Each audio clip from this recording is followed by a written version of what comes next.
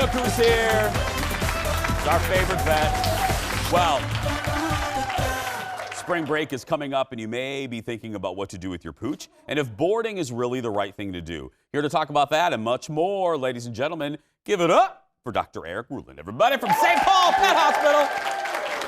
And go ahead, doctor. You know no one's listening to us. Go the ahead. only reason you bring me on, Jason, is for butter. You know. Look at for butter. Look at butter. She's getting a little bit bigger, but she's getting naughty. She's getting a little naughty. Oh, seriously? Oh yeah, she's got a great nose. Her nose is amazing. She knows we're talking about her. Oh my gosh, yeah. Yeah. But she can get herself in trouble. Unlike my old dog, who was a little too, he wasn't the brightest bulb, but but she's naughty and she's got a great nose, so she gets into everything. Everything. Yes. Well, you can sit, honey.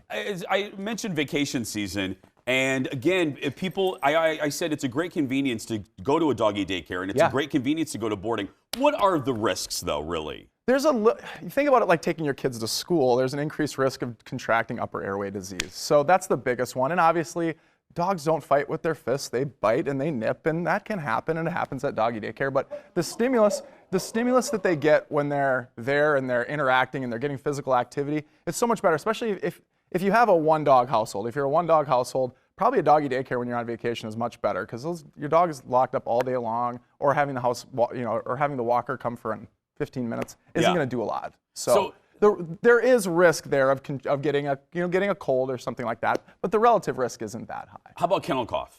So kennel cough is actually, we now call it in the industry, we call it canine infectious respiratory disease complex. I won't quiz you later for this, but it's like with children, they have upper airway. Can we still call it kennel cough, You can call it kennel cough. Yeah. We'll never remember that. Of course. So they call it kennel cough, but kennel cough classically had always been caused by one single agent. Okay.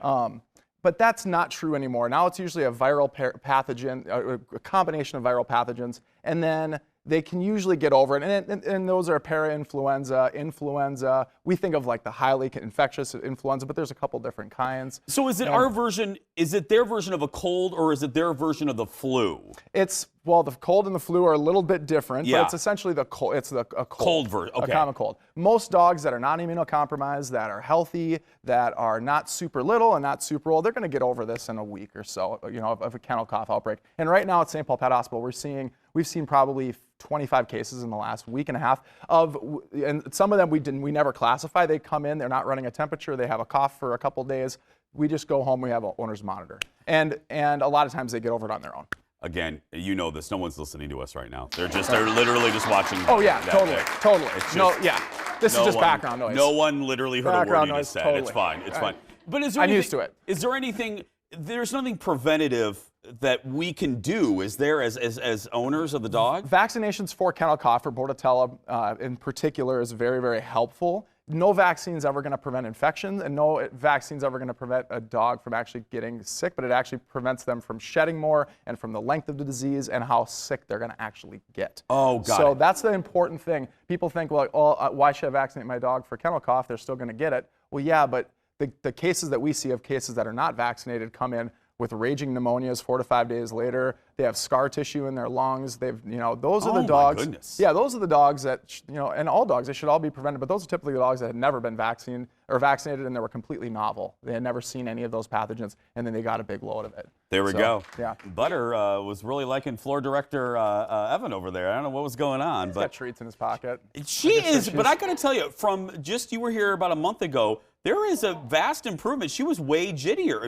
the first time. She's good. She's just she's settling down. Well, she just gets so much. She's always hanging around. She's not very loyal to me. She just loves everybody. She's just like, hey, that person looks fun, Yeah, I'll go over there. We were just talking about before we came on air how my old one was so much. It was just me and him, and so he was just very loyal to me all the time. And she's just like, whatever. Like, bye. Oh, see ya, bye. Like these people look like fun.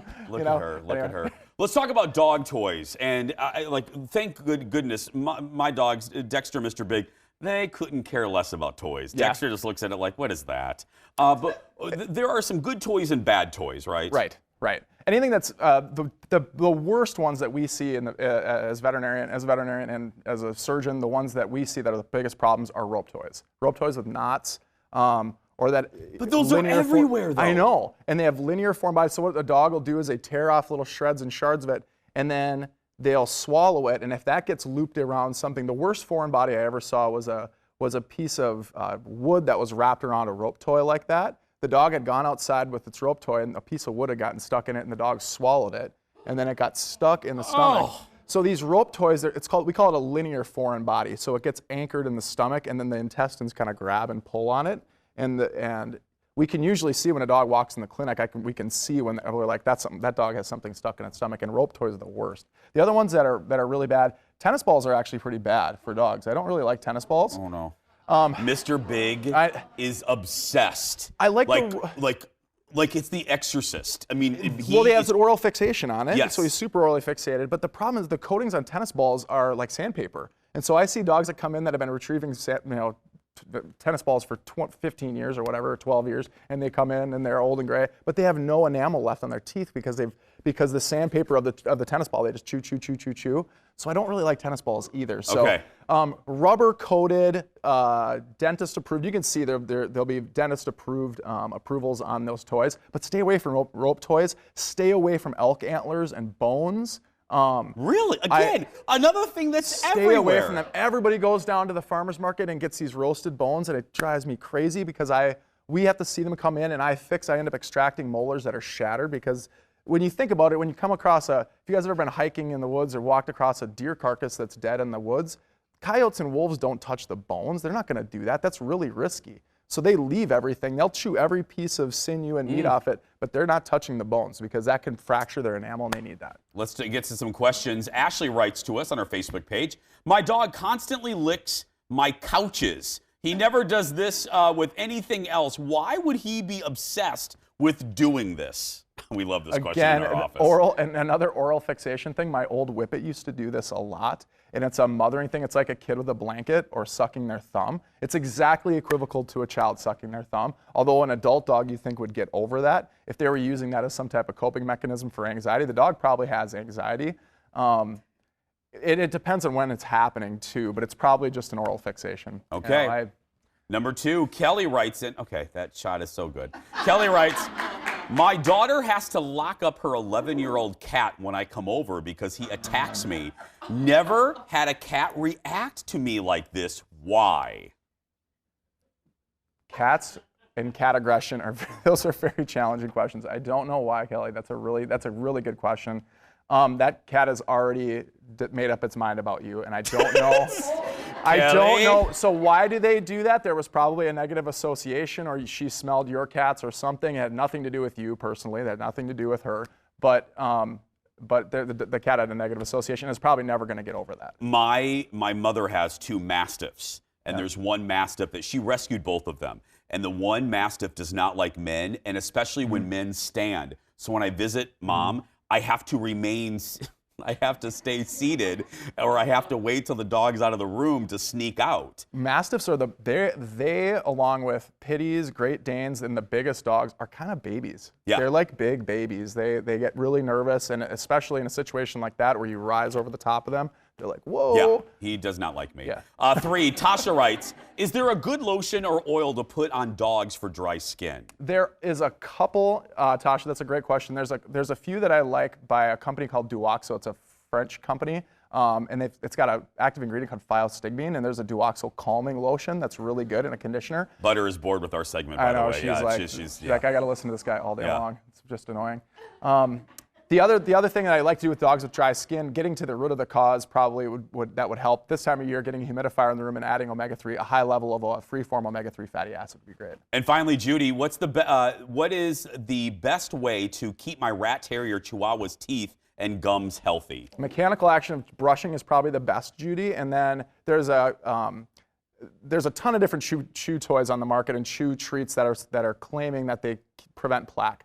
All of those are bogus, except all of them, including, I won't name specific companies, but there's one that's on the market that has a sealant on it. It's a chew treat.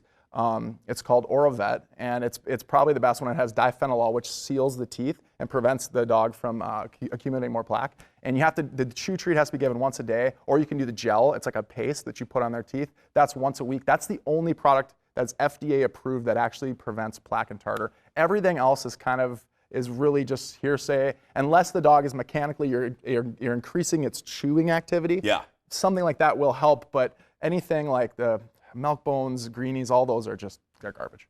Dr. Eric, everybody. Dr. Eric Ruhland. For more information, right there, head to stpaulpet.com. Still ahead, we're talking about the latest Netflix dating show. Producer Ted gives us his take on Love is Blind when we come back. Back in a moment, everybody. Stay with us. One more shot. Look at that. What's better than that, I